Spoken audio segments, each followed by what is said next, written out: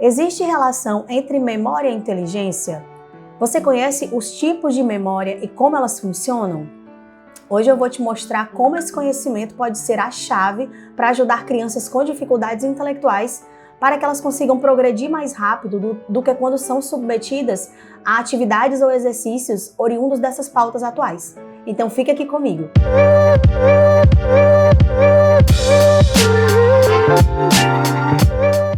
Meu nome é Anne Rocha, eu sou psicopedagoga e ajudo a acelerar a alfabetização de crianças com transtornos de aprendizagem ou que estão atrasadas nesse processo, baseada em pedagogia clássica, que é onde se tem os resultados mais efetivos no quesito intelecto. Bom, a memória é a potência da alma que está diretamente ligada à inteligência.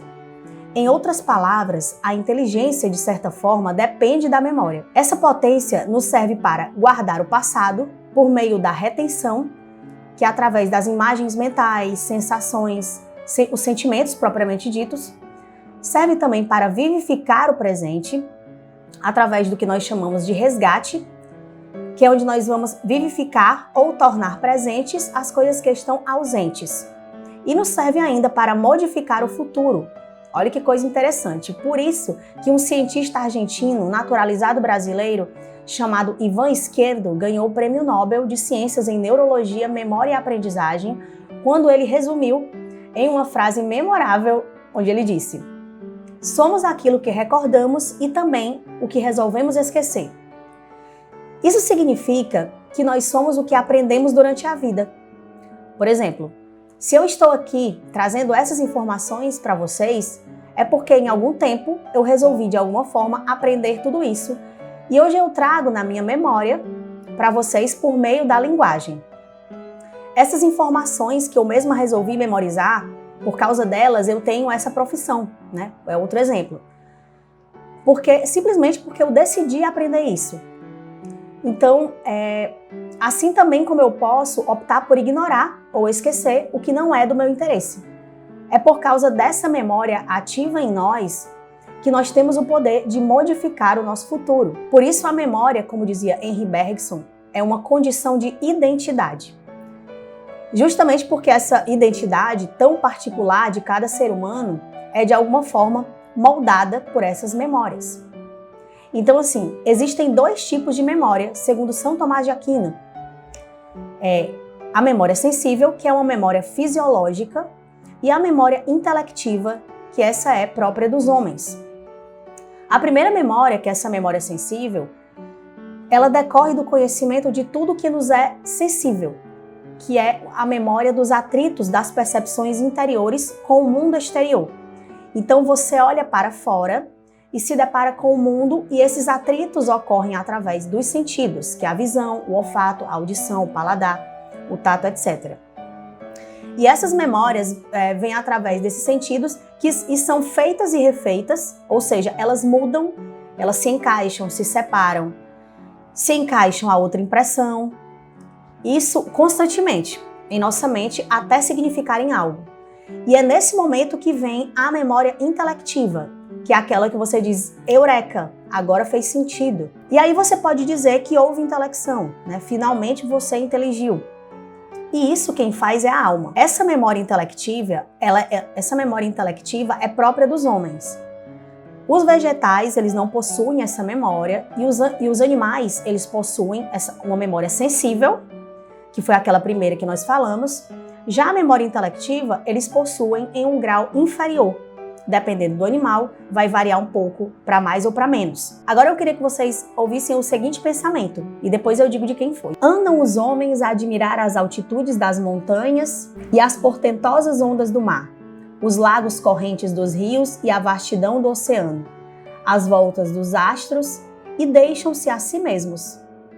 E não se espantam com o fato de eu não ver com os olhos nenhuma dessas coisas, porque enquanto delas falava.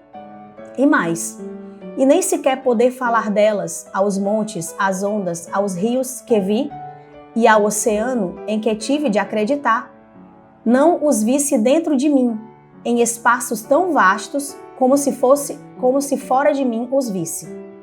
Olha que interessante. Esse pensamento é uma descrição de memória em Santo Agostinho, em uma obra chamada Confissões. Essa é apenas uma parte de tantas outras possíveis, né, que metafisicamente revelam as pistas de uma existência sobrenatural e infinita dentro de nós.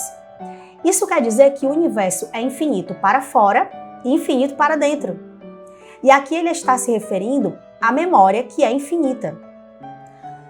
Pois como ela é parte da nossa alma, né, ela também é infinita. Por isso, disse que ela é uma potência da alma.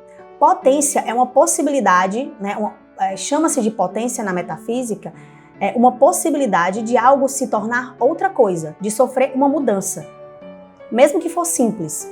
Então, por exemplo, a semente em ato tem potência para se tornar uma árvore. É mais ou menos isso, né? Eu não sei muito sobre essa parte da metafísica, sei o simples. Né? Então, mas por que eu estou dizendo isso? Porque para ter essas percepções exteriores exatas sobre as coisas, sobre a realidade das coisas, principalmente, para adquirir ciência das coisas, é preciso antes ter esse olhar para dentro. Sem isso, não é possível. Porque existe na memória das coisas exteriores, que é essa memória sensível que nós falamos, a contemplação voltada para o interior. E o homem só pode contemplar o exterior passando por essa interiorização. E sempre foi essa a visão de memória que se tinha dos homens mais sábios que já habitaram a Terra. Somente com o evolucionismo, né, o materialismo marxista, que essa memória se reduziu a análises neurais e processos do cérebro. E é mais comum nós vermos essa abordagem em clínica e quando falamos de educação. Porém, o resgate dessa postura intelectual se deu apenas no século XX, com Henri Bergson, que foi um filósofo francês, protagonista de um debate histórico entre a defesa da natureza intelectiva versus a memória como fenômeno de processos cerebrais. É como ela é mais difundida hoje, né? Essa segunda parte, embora se tenha acreditado nessa memória intelectiva, os antigos sempre acreditaram. Mas Henri Bergson, ele defendeu genialmente a natureza intelectiva da memória quando ele estabeleceu que sua sede era o espírito, e que ela é absolutamente independente da matéria. Então, esses estudos, né, que os clássicos elegem como favoritos, estudos memoráveis das obras de Aquinas, né, de São Tomás de Aquino, que compõem essas intercepções de pensamento aristotélicos e agostinianos também. Então, essa mesma perspectiva, essa primeira memória de que falamos, que é a memória sensível, ela deve ser trabalhada nesses dois universos, tanto para o infinito de dentro como para o infinito de fora. Porque é a partir disso que o intelecto é tocado em algum momento nessa potência e acontece esse descobrimento, né? O entendimento. Outra coisa importante a se saber é que a memória funciona no homem basicamente através de duas fases, que nós chamamos de retenção, que é a apreensão, né? A captação pelos sentidos e que precisa ser de alguma forma guardada por uma imagem mental. E a recordação também, que é a outra parte, né, a outra fase, que essa recordação é o resgate. É o resgate daquela memória, em um segundo movimento. O resgate exige de nós uma força intelectual. Então são a retenção e a recordação. Né? A retenção das imagens mentais, a que são guardadas, que são retidas, e a recordação, que é esse movimento de resgate do que já existe, né? E para isso exige de nós essa força intelectual. Como se eu dissesse, deixa eu me lembrar aqui, então você fica tentando puxar da memória. Só que só pode haver retenção e recordação em algumas condições. Então precisa de algumas condições favoráveis para que haja retenção e recordação. Na recordação, precisa haver consciência, atenção e interesse. Então, é o que é mais difícil você ter naquela primeira fase da criança. Você precisa gerar uma consciência do que está sendo ensinado, a criança precisa estar atenta e ela precisa ter interesse para essa recordação. E na recordação é essa parte que exige um esforço mental da criança para ela se recordar, para ela tentar lembrar. Então, às vezes, você vê a criança olhando para cima, né? Então, algumas expressões faciais, elas reverberam essa consciência essa atenção e esse esforço da memória para poder recordar que antes ela reteve, certo? E a retenção, que é essa primeira fase, elas acontecem mais ou menos ao mesmo tempo, mas para ver a retenção, é preciso também algumas situações favoráveis, e essas são a sensação, né, que é dos sentidos, o conhecimento daquilo que está sendo observado, o entendimento, ela precisa entender de alguma forma, e a conservação, que é justamente quando aquilo se cristaliza. Então, essas três condições, essas 4 condições tem que haver para que haja a retenção. Tem outro vídeo por aqui do meu canal onde eu falo sobre atenção, né, de como você consegue isso da criança. Então tem métodos, inclusive, infalíveis para você conseguir essa atenção, alguns inclusive descritos no Catecismo da Educação. Então, por esse motivo, por muitos séculos, os pedagogos clássicos se utilizaram da memória para treinar a atenção. A atenção, segundo os pedagogos clássicos, é treinada pela memória e vice-versa. Então, é referente dos pedagogos clássicos, utilizarmos linguagem poética para treinar atenção e memorização em crianças desde a mais tenra idade.